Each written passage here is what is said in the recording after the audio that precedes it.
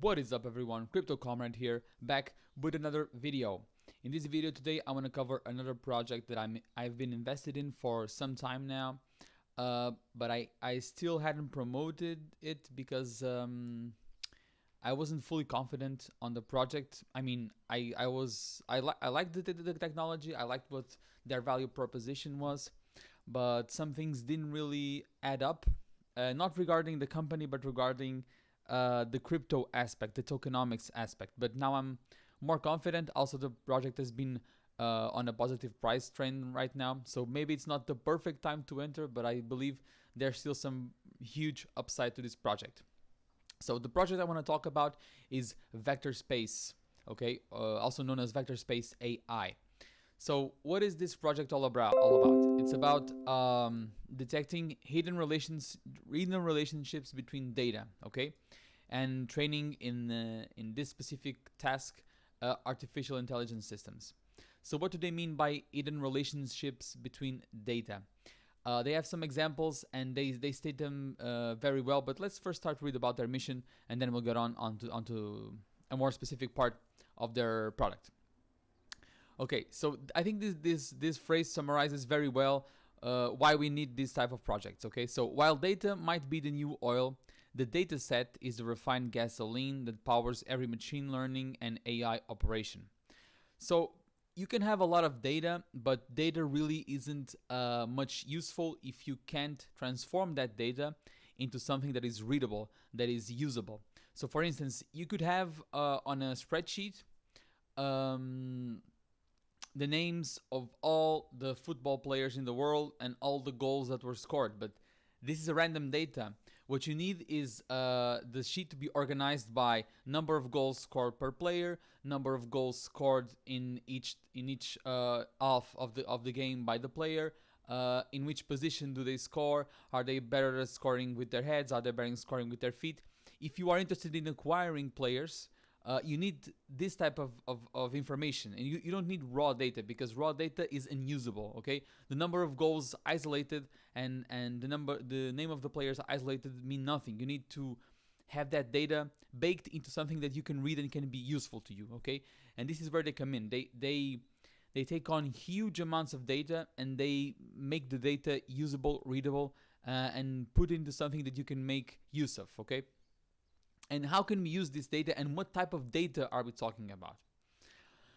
Okay, so the team has been working on this type of technology for a long time. They are associated with the Berkeley National Laboratory since 2008. They have been developing this type of technology for a long time.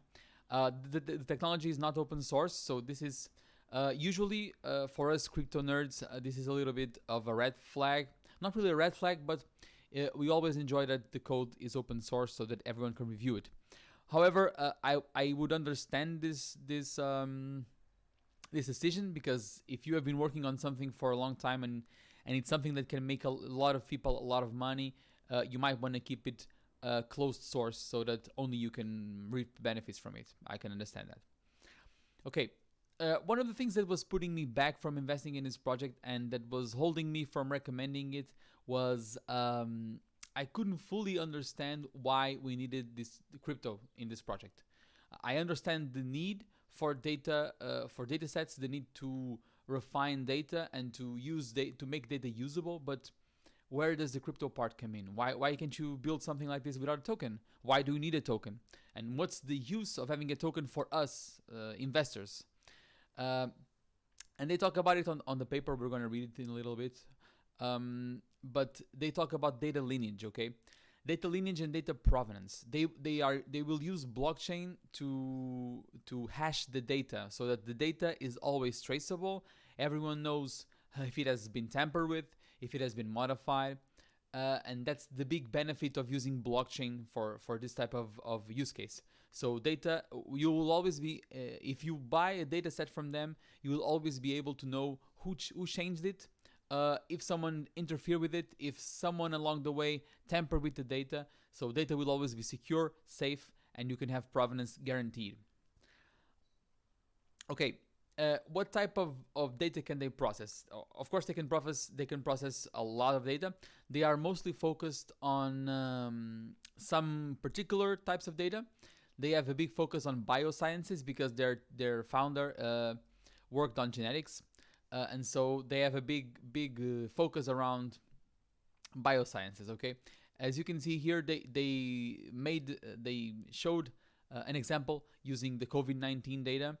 So they were able to quickly skim through the NLM, which is basically a huge online repository for scientific data, scientific papers on well, everything medicine and bioscience related, and they were able to quickly see which drugs correlated or not correlated to COVID, to other genes, to other proteins. Okay, so this is them showing how can they help. Okay, so for instance, they could quickly detect that maybe vitamin D was not going to be good for COVID uh, by pulling all the scientific data that it was published.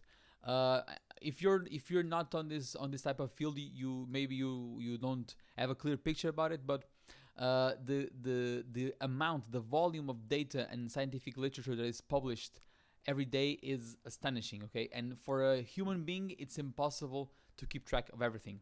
This is where big data and data processing and creation of data sets will help. They will help us to manage the data, to be able to differentiate good data from bad data, and to pull all the data together so we can make better decisions.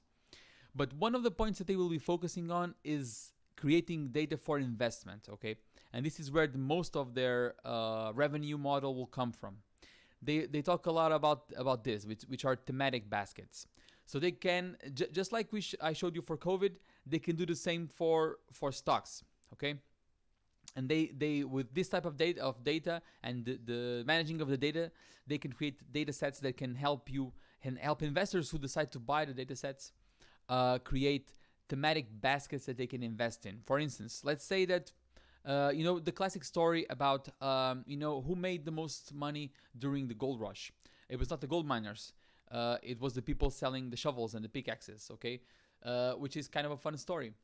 But if you want to extrapolate this to how that would play in this paradigm of the data sets, basically you would query. You say I want to go through all the data regarding gold, and I want to know all the public traded companies related to gold and how do they relate to the increase of demand or increase in the price of gold. So let's say there was another gold rush, and you wanted to see which stocks correlate with the gold rush.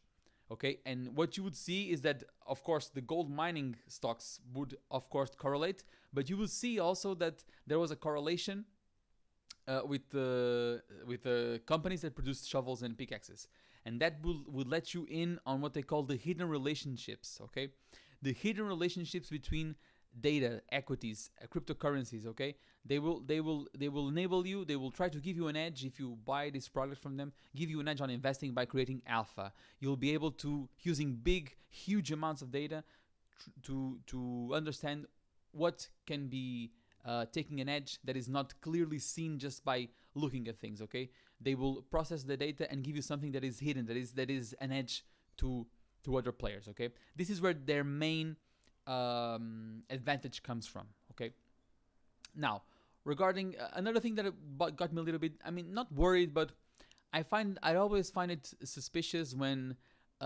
projects that are small on market cap say they are partnered with Microsoft, Amazon, S&P Global, and the CERN. Okay, so these are huge partnerships. I would expect this company to be valued in the billions, but it's not. It's actually not even on 100 million. So this also got me a little bit suspicious. I don't want to, of course, talk slander or say that they are lying. It just, I mean, you should always do your own research and make sure that you're not being tricked. But it appears that it actually checks out. Some of the positive price action we are seeing might be related to what is rumored to be the confirmation by Microsoft that they actually have a partnership with the Vectorspace. Okay, so something to keep in mind. Now, regarding the token, which is what interests us, how does the token relate to the system? I will try to give you the best of my abilities to explain you by reading the FAQ. What really caught my attention and what I believe will actually bring value to you. So they will use the VXV token. What is the purpose of the token? The token will be used like a subscription model. So for instance, if you want to use a data set, you'll have to buy VXV. Okay, they will have, you can enter the service, you can enter the subscription by not with VXV, but for instance with USD, with ETH or BTC, but you will, they will take care of the conversion for VXV for you, but it will always be the VXV token. So for instance, if you want to buy a data set with Bitcoin, you can pay with Bitcoin, but what they will end up doing is buying VXV from the market. Okay, so VXV will be used to access the subscription. Okay, that means that people who want to use the data set will need to have VXV on their wallets. That this is not really a staking, but this of course will limit the circulating supply because it will lock VXV on the wallets if there are people using the service. That's good for us because it will bring the price up because it will diminish the circulating supply. And also what we talked about, the most important is the data provenance pipeline, okay? To manage the life cycle of data, to know if what is the origin of the data, where is the source, what computations were done. Everything will be hashed on the blockchain, on the VXV blockchain. And so with this advantage, the data will be trackable, okay, traceable. They also talk about the token more around here. I'm just going to talk to the parts that I think are most interesting. What we're talking about, the smart baskets, they reiterate that this is one of their focus, one of their business focus. And I think this is actually very smart. So you could even use this in crypto. For instance, they talk about crypto here, and I can see a big use case in this. Let's see, imagine you were on the August DeFi run, and you saw that DeFi was, the DeFi coins were hyped, were growing. Well, this is a great use case for this. You can run a data set and you want him to tell you, say, I want a data set that tells me, that correlates DeFi with the cryptos. And they will tell you, okay, the data set will give you the obvious choices. Okay, they will give you Ethereum, they will give you Aave, they will give you Yearn Finance, but then they could maybe find some hidden relationships. For instance, they could tell you, if you weren't able to see that by yourself, that some oracles are related to DeFi, and they will also grow as DeFi grows. And maybe you will have an edge on that because you'll get there before other people do, and then you will make better investment decisions, okay? I think this is a good example for us crypto people to understand the value of this technology. So the revenue model is based on that, okay? Subscription model, as I was talking about. And this is just to reiterate that VXV will always be used, okay? So this is important because if people could pay this in USD and not need to buy VXV, then of course the service will not depend on the use of VXV, and thus holding the VXV token would not be very beneficial for us. But being with this business model, the people themselves may not need to know how to interact with crypto, which is good, but the VXV will always end up being bought, okay? This is great. And I think that's all about the fact that I wanted to tell you. So regarding the market cap, the coin, are we good? Are we on a good spot? Well, we could be better, okay? We could be better. As you can see here, let me just delete this line.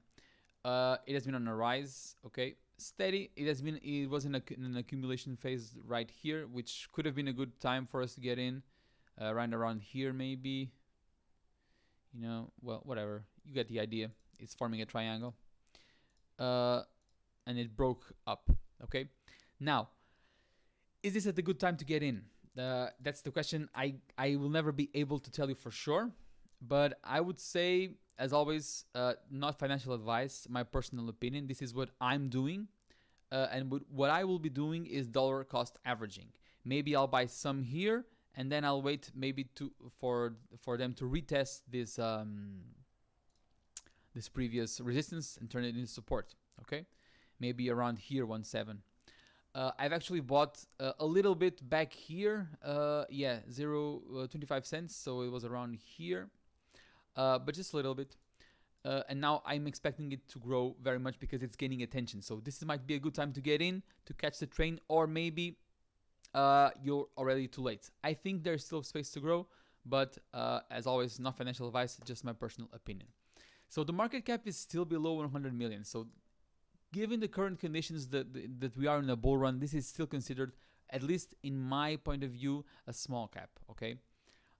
Projects when the bull run peaks will be overvalued by uh, some some evaluations you are not even considering to be possible. Okay. When things get hyped, they get really, really hyped. Just go look at the prices some coins got to in the previous bull run, and you'll understand. Okay, so we are still early in the cycle. So maybe you are thinking, okay, it's 100 million. Maybe it will get to 1 billion if I'm very lucky. So that's a 10x, which is not a bad return.